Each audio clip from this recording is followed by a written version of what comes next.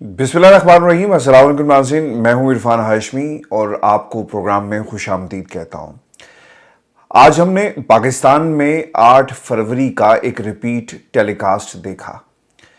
जिन लोगों को ये लगता है कि शायद कहानी ख़त्म हो गई, उन लोगों के लिए सिर्फ यही जवाब है कि कहानी तो अभी शुरू हुई है।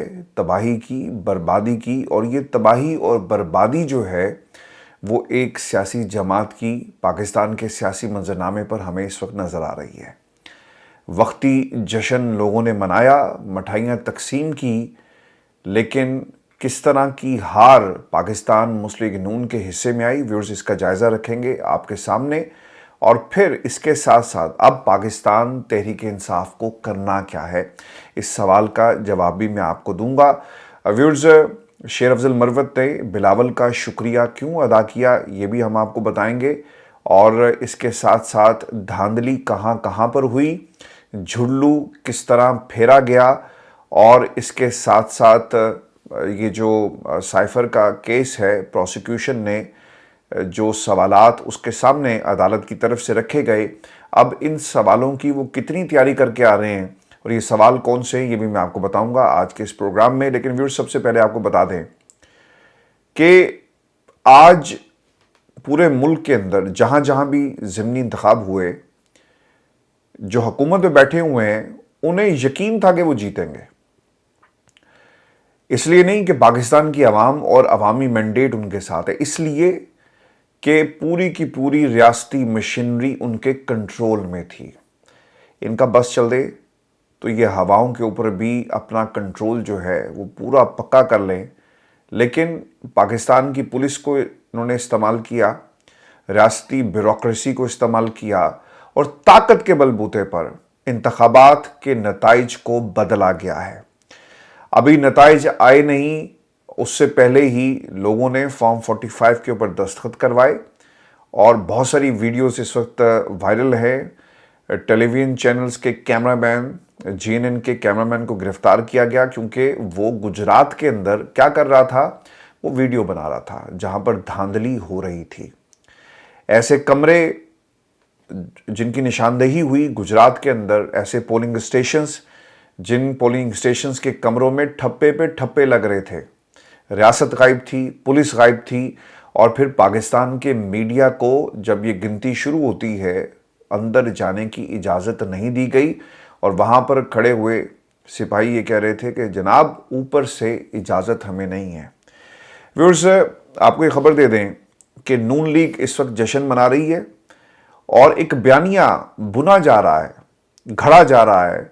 पाकिस्तान की आवाम को जिस तरह से ये पिछले 35 बरसों में बेवकूफ़ बनाते रहे पाकिस्तान मुस्लिम लीग नून, अब इस बयानिए पर तहरीक इंसाफ के ख़िलाफ़ ये खड़ी होने की कोशिश कर रही है कि देखा, आवाम ने हमें मकबूल जमात बनाया, हम मकबूल थे, हमारी कारकर्दगी है, इसलिए पाकिस्तान की आवाम हमारे साथ खड़ी है। इस कारकर्दगी का ज़रा जायज़ा लीजिए और पिछले 2 माह में क्या कुछ होता रहा, इन इवेंट्स पर गौर करें। एक टाइमलाइन में आपके सामने रख देता हूँ।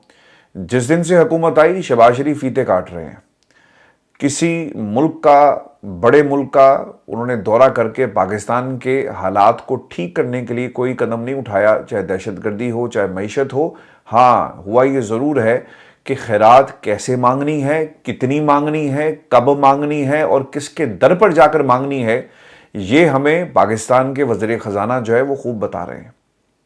और ये कारकर्दगी थी पंजाब के अंदर। कारकर्दगी क्या है? सस्ते सूट पहनकर मरीम नवाज पाकिस्तान की आवाम और पंजाब की खिदमत कर रही हैं, और खैरात के समरात पाकिस्तान की आवाम तक पहुंच रहे हैं।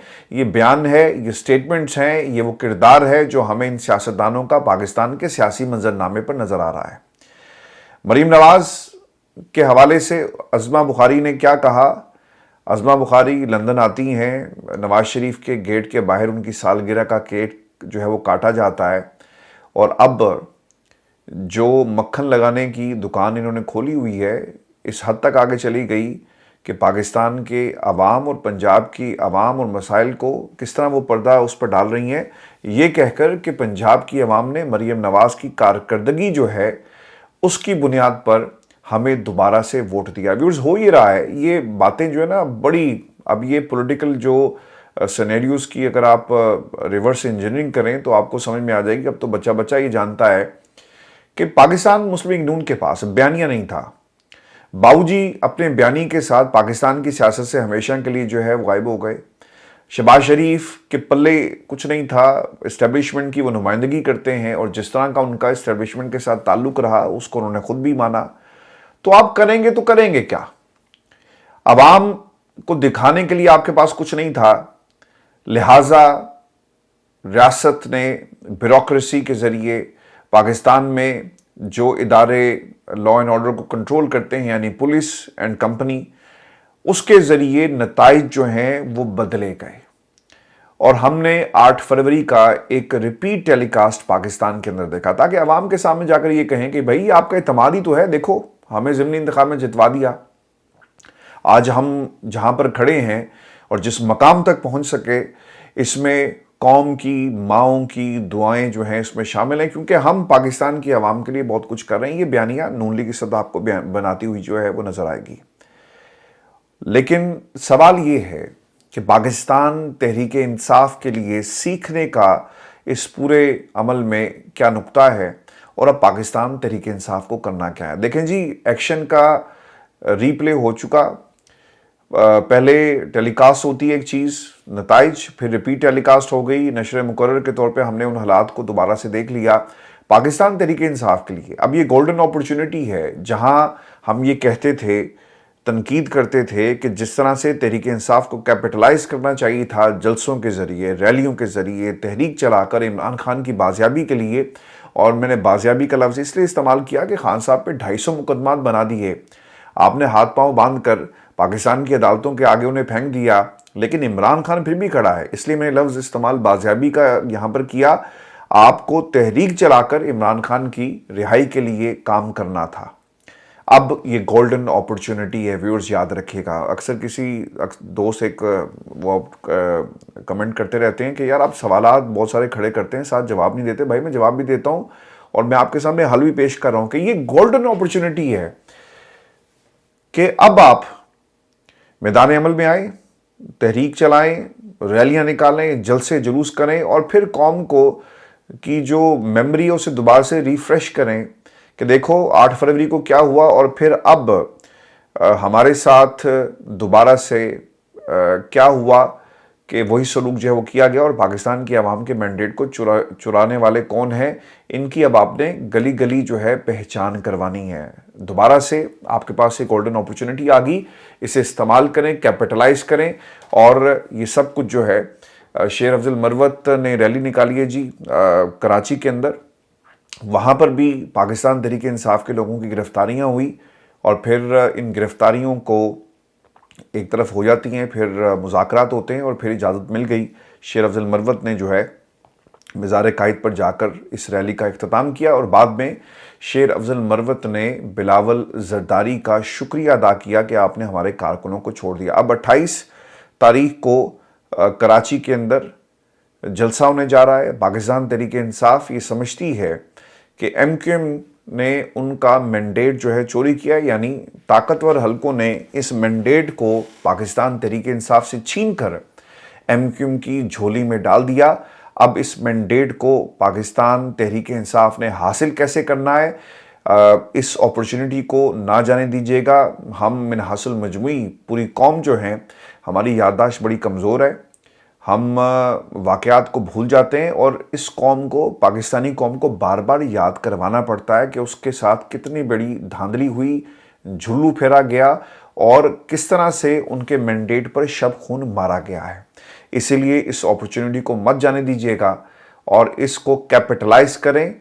کے پی میں, سندھ میں, پنجاب میں اب ان جلسوں کا سلسلہ جو ہے وہ شروع ہونا چاہیے, کیونکہ ویورز کچھ دن پہلے پاکستان تحریک انصاف اور خان صاحب کا یہی خیال تھا, انہوں نے باقاعدہ انسٹرکشنز پہ جاری کی کہ آپ نے ووٹر کو ناراض کر دیا, ووٹر کو مایوس کر دیا. اب آپ نے کیا کرنا ہے, آپ واپس جائیں, لوگوں کے ساتھ جو ہے رابطہ قائم کریں, اور اس رابطے کو قائم کرنے کے بعد کیپٹلائز کیا جائے, اور ایجنڈا ہوگا کہ عمران خان کو رہا کرو اور ان مقدمات کو ختم کرو. یہی ایک واحد طریقہ ہے کہ پاکستان تحریک انصاف, جسے हालात के अंदर इसे अपनाना बहुत ही उसके लिए ज़रूरी है।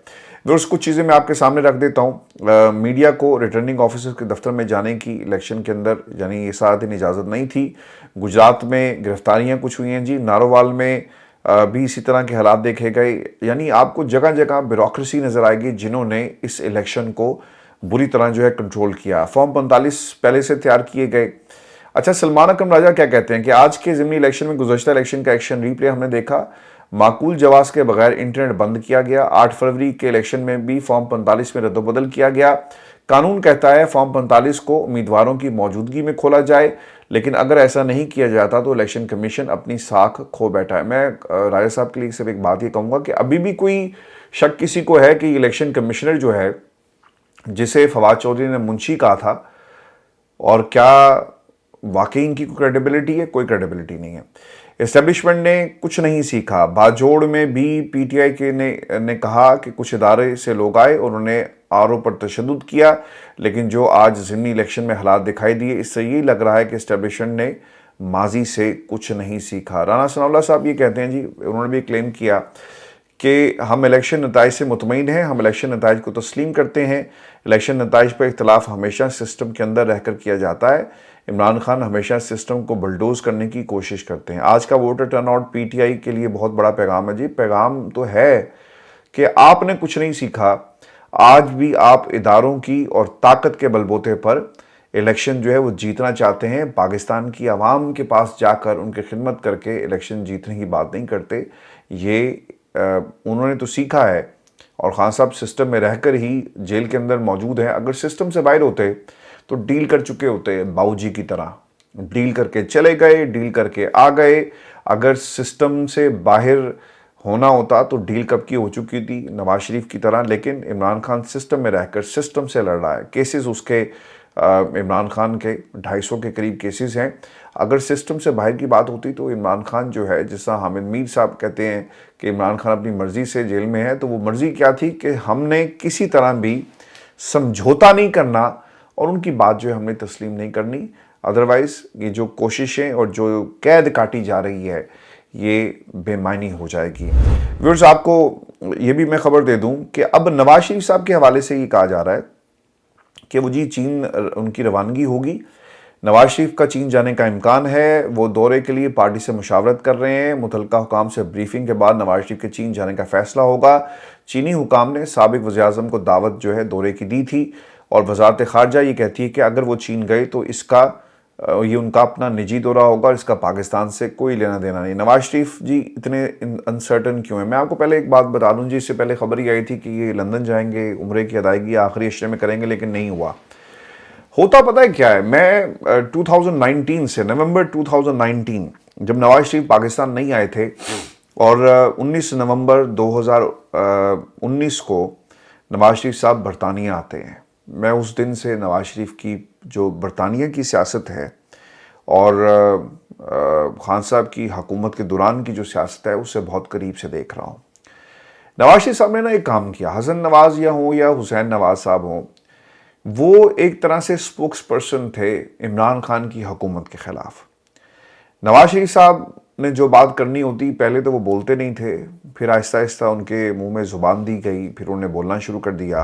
गुजरांवाला का जलसा, और फिर इसके साथ साथ बहुत सारे बयानात उनके मौजूद हैं जो उन्होंने गाहे बगाए बरतानिया से बैठ कर दिए। स्ट्रैटेजी ये थी कि नवाज शरीफ को सिस्टम से बाहर निकाल कर डील करके हमने सियासी तौर पर ज़िंदा रखना है, और यही हुआ। नवाज शरीफ को सियासी तौर पर ज़िंदा रखा गया, वेंटिलेटर पर लगाकर बयानबाजी जो थी वो जारी रहती। कभी पाकिस्तान से जो नून लीग की क़यादत है सेकंड टियर थर्ड टियर मिलने आता है, फिर यहाँ पे इजलास होते हैं, फिर जनरल बाजवा से राब्ते में रहे नवाज शरीफ साहब बहुत देर तक, और इन राब्तों की कहानियाँ और जो शवाहिद हैं वो बयानात और एक्सटेंशन की जब पूरी एपिसोड यहाँ पर हमने देखी तो उसमें वाज़ेह हो गई कि किस तरह ये राब्ते जो हैं वो मजबूत हुए, और फिर लंदन प्लान जो है वो तरतीब दिया जाता है। तो नवाज शरीफ साहब को सियासी तौर पर ज़िंदा रखने के लिए यहाँ पर बयानात दिए गए। अब नवाज शरीफ साहब चूँकि पाकिस्तान में जीत नहीं सके और एक खैरात उन्हें ये सीट جہاں پہ یاسمین راشد صاحبہ کے مقابلے میں انہیں جتوایا گیا، تو اب نواز شریف صاحب کیا کریں؟ بڑی کرسی پر بھائی کو بٹھا دیا جسے ماسٹر سٹروک کہا جا رہا ہے، اور اب کریں کیا؟ اپنے آپ کو پاکستان کی سیاست میں ریلیونٹ کیسے رکھیں؟ پہلی بات جو انہوں نے کی نا، جب یہ پاکستان آ رہے تھے تو انہوں نے کہا جی کہ میں سعودی عرب ذرا رک کے آؤں گا، پھر یو اے بھی جاؤں گا، اور وہاں پر ہم کاروباری شخصیات سے ملیں گے تاکہ پاکستان کی اسٹیبلشمنٹ کو یہ پیغام دیا جا سکے کہ باؤ جی کے پاس جو ہے بہت ساری انویسٹمنٹ ہے، اور انویسٹمنٹ آ گئی نا، سپورٹ کرنے کی بس دیر ہے، پھر دیکھیں ہوتا گیا ہے۔ اور یہ انویسٹمنٹ تب آئے گی جب آپ سپورٹ کریں گے، اور نواز شریف کے ہاتھ میں ہے کہ اس انویسٹمنٹ کو لے کر آئیں۔ انویسٹمنٹ تو نہیں آئی، لیکن نواز شریف صاحب پاکستان آ گئے، اور اب بھی وہ اپنے آپ کو ریلیونٹ رکھنے کے لیے اس قسم کے بیانات دے رہے ہیں کہ شاید وہ چین جائیں گے تو پتہ نہیں کتنی بڑی سرمایہ کاری لے کر آئیں گے۔ ہونا وانا کچھ نہیں ہے جی، صرف اپنے آپ کو ریلیونٹ رکھنے کے لیے پاکستان کی سیاست میں یہ سارے جو ہیں وہ کام آپ کو کرتے ہوئے نظر آئیں گے۔ ویورز، دوسری چیز جو بہت ہی امپورٹنٹ ہے کہ جب بھی آپ اپنے سے ریلیٹڈ بیانات ان کو آپ وائرل نہیں کرواتے نا، یعنی عرفان صدیقی آپ کو پچھلے کچھ دنوں سے جس راستے پہ وہ چل چکے ہیں، وہاں پہ وہ آپ کو نواز شریف کی قیادت کو جسٹیفائی کرتے ہوئے نظر آئیں گے۔ انہوں نے اپنے سارے ماضی کے بیانات کو بھول کر یہ کہنا شروع کر دیا کہ بھائی جان ہم تو وزیر اعظم بننا ہی نہیں چاہتے تھے، اور پھر اس کے ساتھ ساتھ طلال چودھری، یار پہلے گھر میں بیٹھ کر بات تو آپ آپس میں کر لیں کہ طلال یہ کہتا ہے کہ جناب ان کا ماسٹر سٹروک تھا، شہباز شریف کو انہوں نے یہ بنا دیا، اور پھر مریم کو انہوں نے وزیر اعلیٰ پنجاب بنا دیا، پہلے اپنے بیانات کو تو ملا لیں۔ یہ آپ نے کہا کہ نواز شریف ایک ورلڈ ریکارڈ جو ہے بنانا چاہتے ہیں، اور پارٹی کے اندر یہ خواہش کا اظہار جو ہے بار بار کیا جا رہا ہے، اور اب وہی پارٹی جو ہے، یعنی پنجاب میں نون لیگ اس وقت ایم کیو ایم بن چکی ہے، اور ہمیں اس سے زیادہ نواز شریف کا کوئی کردار جو ہے نظر نہیں آتا۔ اور ویورز، آپ کو دوسری خبر یہ بھی دے دیں کہ آج اسلام آباد ہائی کورٹ میں سائفر اپیل کی سماعت ہو رہی ہے، اور حامد علی شاہ صاحب جو پروسیکیوٹر ہیں اس کیس کے اندر، عدالت نے ان سے 2 سوالات پوچھے تھے جس کا وہ آج جواب دیں گے۔ یہ 2 سوالات کیا ہیں؟ آپ کی صرف میموری کو ریفریش کرنے کے لیے میں آپ کے سامنے رکھ دیتا ہوں، تاکہ جب یہ پروسیکیوٹر صاحب جو ہیں عدالت کے سامنے پیش ہوں اور جواب نہیں دے سکیں گے تو آپ یہ منظر دیکھیں کہ پروسیکیوٹر حامد علی شاہ کس طرح بری طرح ناکام ہو کر گریں گے۔ سوال نمبر 1 کیا ہے جی؟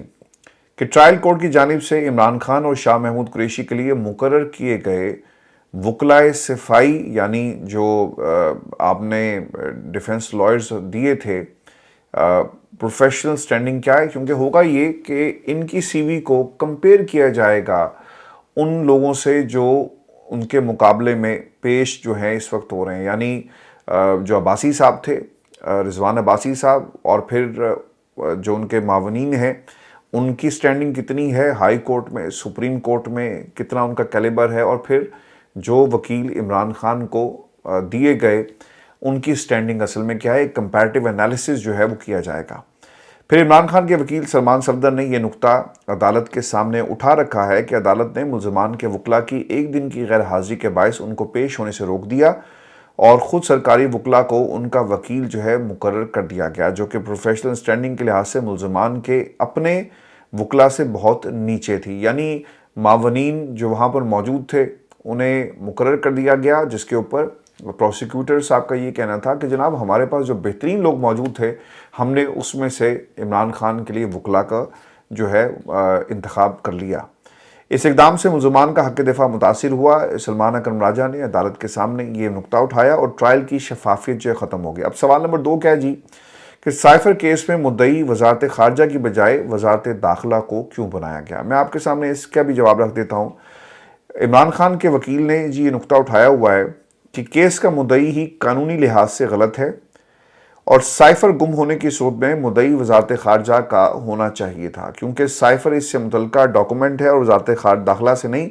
بظاہر پروسیکیوٹر کے پاس ان دونوں سوالوں کا جواب نہیں ہے، اور اب اوبویسلی اس پرچے میں پروسیکیوٹر حامد علی شاہ صاحب جو ہیں وہ فیل ہوں گے، اور پوری قوم یہ دیکھے گی کہ وہ کس طرح جو ہے وہ فیل ہوتے ہیں۔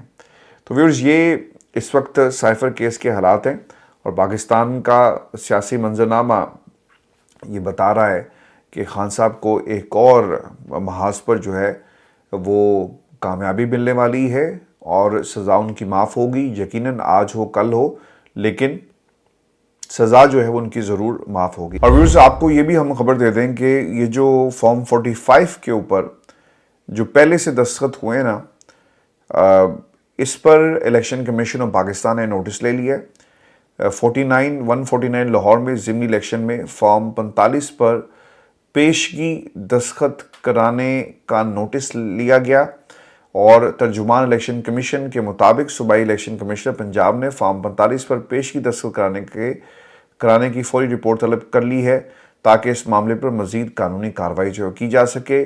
پولنگ کے دوران پی پی 149 لاہور کے کوئن میری پولنگ اسٹیشن پر پریزائڈنگ افسر کی جانب سے پولنگ ایجنٹ سے دوپہر میں ہی فارم 45 پر دستخط کرانے کا معاملہ سامنے آیا، پھر یہ ویڈیوز بھی بڑی جو ہے وائرل ہوئی ہیں۔ تو خیر اب دیکھتے ہیں جی کہ الیکشن کمیشن آف پاکستان اس پر کیا جو ہے وہ کارروائی کرتا ہے۔ یہ آج کا شو تھا جی ہمارا، اپنے کمنٹس ضرور بھیجیے گا، چینل کو سبسکرائب کرنا مت بھولیں۔ اجازت دیجیے، اللہ نے